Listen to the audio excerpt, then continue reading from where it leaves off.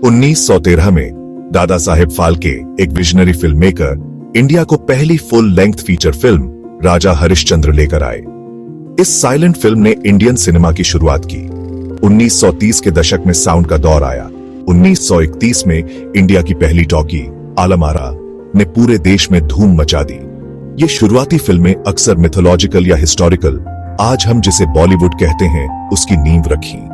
Sound के आने से इंडियन सिनेमा में क्रांति आ गई।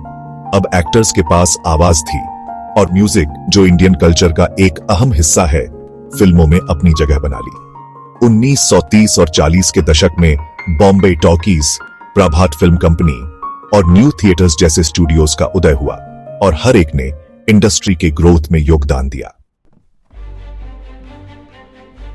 इंडिया में आजादी के बाद का दौर 1950 और 60 का दशक अक्सर बॉलीवुड का गोल्डन एज कहा जाता है।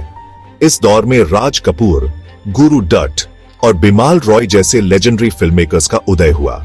इन ऑटर्स ने हमें सिनेमैटिक मास्टरपीसेस दिए, जिन्होंने सोशल थीम्स, रोमांस और ह्यूमन इमोशंस को गहराई और संवेदनशीलता के साथ एक्सप्लोर किया।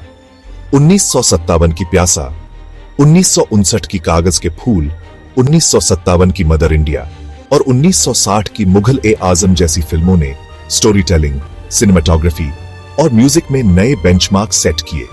इन फिल्मों ने सिर्फ एंटरटेन ही नहीं किया, बल्कि एक नए इंडिपेंडेंट नेशन के ड्रीम्स, एस्पिरेशंस और एंजाइटीज को भी रिफ्लेक्ट किया। उन्होंने इंडियंस की एक जनरेशन को एक शेयर्ड कल्चरल एक्सपीरियंस और कलेक्टिव आइडेंटिटी का एहसास दिया।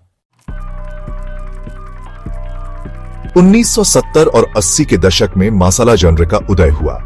एक्शन, रोमांस, कॉमेडी और ड्रामा का मिश्रण। यह फॉर्मूलाइक अप्रोच कमर्शियली सक्सेसफुल तो रहा, लेकिन अक्सर आर्टिस्टिक एक्सपेरिमेंटेशन पर भारी पड़ गया।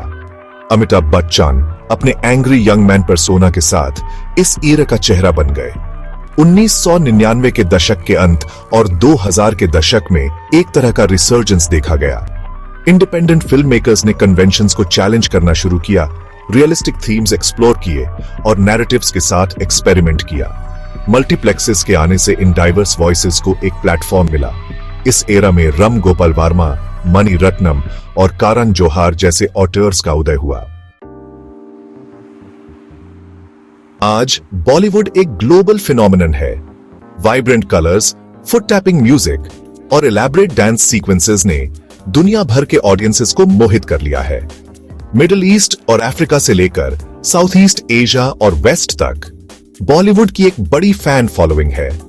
बॉलीवुड की ग्लोबल अपील ह्यूमन एक्सपीरियंस से कनेक्ट करने की उसकी क्षमता में है।